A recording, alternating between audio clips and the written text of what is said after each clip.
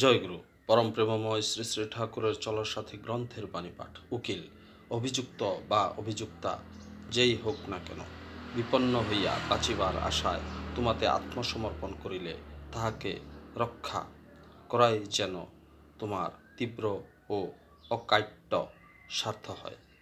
আর তুমি যত রকমে সম্ভব তাহাই মনন করিয়া বিপদকে অতিক্রম করাইয়া সামঞ্জস্যের সহিত ন্যায়ে পর্যবসিত করাইও।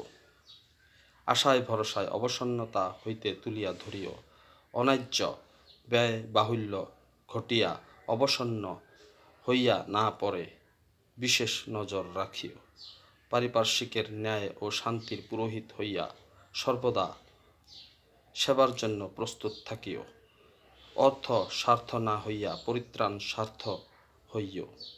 উত্যক্ত না হইয়া ত্রাণ ও উন্নতি হইতে যাহা পাও তাহাতেই সন্তুষ্টির সহিত মানুষকে নন্দিত করিয়া তুলিও। চালাও এমনভাবে অর্থ ও যশ তোমার অভ্যর্থনায় নতজানু থাকিবে দেখিও। বাণী সংখ্যা 258। ওম শান্তি, ওম শান্তি, ওম শান্তি।